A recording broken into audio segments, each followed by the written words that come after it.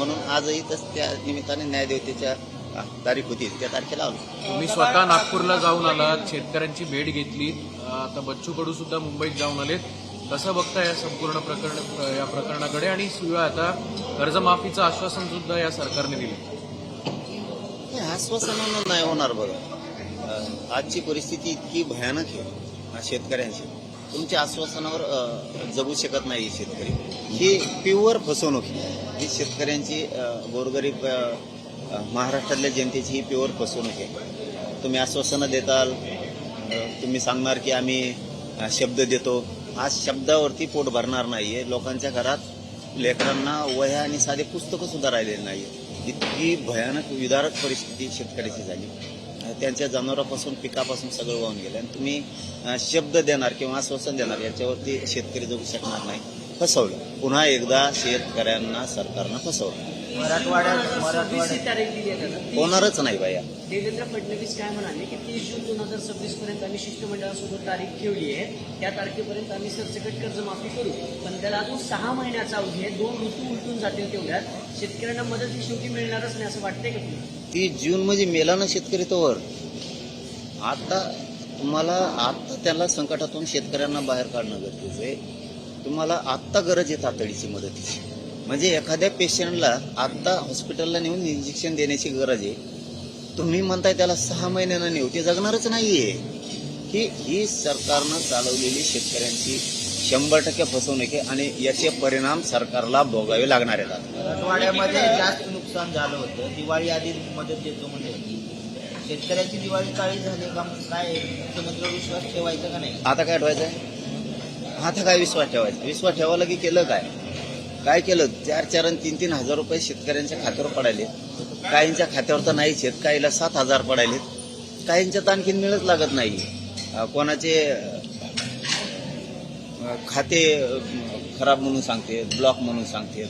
ही सरकारची सिस्टम जाणून बुजून आहे. तुम्ही 5 आणि 7 लाख 2-2 लाखाचं नुकसान झालंय. तिथं 6-7 हजार रुपये द्यायला तुम्ही. त्याचं जे पीक होतं त्याच्यातलं सडलेलं पीक काढणीलाच 10-10 हजार रुपये, 15-15 हजार रुपये शेतकऱ्यांचे गेले. ही रिअल परिस्थिती आहे.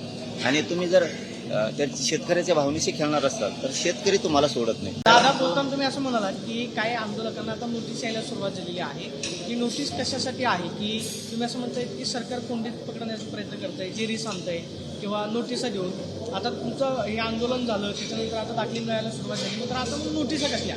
तुम्ही मागणी केलेली होती की सरसकट गुन्हे जे आहेत ते मागे घ्या, मात्र आता नोटिसा येतात, ते कशासाठी? काय असतं, देवेंद्र फडणवीस साहेब एक असा माणूस आहे हे एकदा गोड बोलणार, गोड बोलून दाखवणार आणि दुसऱ्या वेळेस पुन्हा डाव टाकणार. म्हणजे आपल्याला असं वाटतं की नाही हे फडणवीस साहेब म्हणजे आपले जवळचे झाले, आता आपल्याला न्याय देणार आता.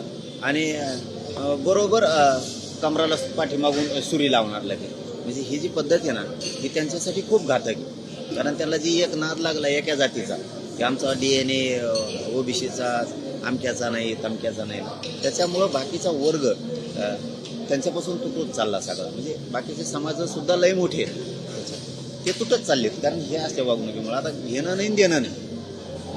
आता पोरांनी गाड्या इकडे तिकडे लावल्या तरी खेड्यातले पोरं आहेत त्याच्या नोटिसा सुरू आहेत. त्या म्हणजे तुमच्या प्रश्नानुसार की त्या नोटिसा त्याच्यात की गाडी इकडे लावली मग त्याचा दंड याचा दंड. हा आता मग हे नवीन शाळा त्याने जेरीस येत नसतो आम्ही. आम्हाला सहन होत तितकं सहन करत असतो आम्ही आणि नंतर मग दगडा नेत असतो. कारण तुम्ही किती अन्याय करणार गोरगरीबावर राव? तुम्ही किती अन्याय करणार शेतकऱ्यांवरती? गरीब मराठ्यांचं हक्काचं आरक्षण मात्र तुम्ही देत नाही. आणि मूर्खपणासारखं उठलं की इकडून गोड बोलायचं, तिकडून बी केल्यासारखं दाखवायचं, इकडून गुन्हे दाखल करायचे. म्हणजे लोकांना किती येड्यात काढणार तुम्ही? किती येड्यात काढणार? लोक ऐकते तोवरच ऐकत असते, नंतर सोडतच नाहीत लोक. मुख्यमंत्र्यांवरचा राग गेला नाही? अहो जाईल हो. बार तेच सांगतो मी की आम्ही त्यांना सांगितलं, त्यांनी शेवटच्या क्षणाला व्हायना मराठ्यांचं कल्याण केलं. ते शब्द आहेत माझे, ते बदलत नाहीयेत. पण मग एकीकडून तुम्ही काय म्हणायचं की OBCला धक्का लागला नाही आरक्षण, दुसरीकडून काय म्हणायचं तुम्ही मराठ्यांना JR दिला. आमचे प्रमाणपत्र निघाणात आणखी OBC झोपानात आणि मराठी झोपानात. रिअल परिस्थिती नाही. आमचे तर सरकारी नोंदी आहेत, महसुली दस्तावेज आहे हैदराबाद गॅझेटियरचा. हां मग आता तुम्हाला जर मोकळ्या मनाने द्यायचं आहे ना फडणवीस साहेबाला, काय विचार करायचा? त्यांच्या नोंदी नसून तुम्ही त्यांना आरक्षण दिलं आणि आमच्या नोंदी असून आम्हाला देत नाहीत. म्हणजे आम्ही किती दिवस सहन करणार? म्हणजे एक ओबीसी म्हणायचं तुमच्या आरक्षणाला धक्का नाही लागणार नाही, आणि एक आम्हाला म्हणायचं जे आर दिला आणि प्रमाणपत्र केव्हा द्यायचे. मग ही तुम्ही मन जिंकायचं ना, स्पष्ट मनानं जिंकला पाहिजे. आम्ही आहेत ना 100% फडणवीस साहेबाला आम्ही उघडं पडू देत नाही. तुम्ही बोलताना लय समाधानी दिसताय यावेळेस. मुख्यमंत्र्यांच्या बाबत पण बोलताना एकेकाळी आक्रमक भूमिका घेतली. तुम्ही आज बोलताना समाधानी वागतात. मंगळवेढ्यात एक चर्चा अशी होती की तुम्ही आणि मुख्यमंत्री एका स्टेजवर येणार वगैरे म्हणून. आगामी काळात हे स्पष्ट हे चित्र दिसेल का आम्हाला, तुम्ही आणि मुख्यमंत्री एका स्टेजवर वगैरे? बघा भाई, आपलं त्यांचं काय बांधाला बांध नाही, आम्ही काय हाडवैर नाही. ते एखादा गोरगरीब समाज जर वेदना मांडत असला, त्या वेदना तुम्ही ऐकून घेण्याऐवजी तुम्ही जर त्यांना हल्ला करून प्राण घातक त्यांना रक्ताच्या थरळ्यात पाडणार असला तर चीड ही तुम्हाला सुद्धा येणार. मी तर जास्त तुम्हाला सुद्धा येणार. तुम्ही एवढे सुशिक्षित आहेत, तुम्ही सगळ्या लोकळून पेलात, ज्यांच्याकडे बैठला जातात, तुम्हाला सगळ्यांचे अवकात माहिती काय. पण एखादा शब्द जर तुम्हाला बोलत तुमचं सगळं तळपायच्या मस्तकाला जाणार, कारण तिथं सुशिक्षितपणा काही कामाचा नाही असं वाटतं, कारण आपल्या प्रतिष्ठेवर घाला झाला असं तुम्हाला वाटतं. तसं आमच्या ज्या साई बहिणी रक्ताच्या थरळ्यात पडल्या, आम्हाला वाटलं अरे ही माणुसकी का कोण आहे. हे जर डायरेक्ट म्हणतो माझ्या पोलिसावरच हल्ला झाला, किंवा नाही माझे पोलीस आहेत, हल्ला नाही माझे पोलीस आहेत म्हणजे माझ्या पोलिसालाच हाणलं. तुझे पोलीस आहे का जनता आहे बाबा? तुझ्या घरात सुद्धा आई बहिणी आहेत. आमची फक्त गरीबाची तो तिथं 10,000ची जास्त साडी घालीत असेल समजा, आमची 150 रुपयाची नेसत असेल.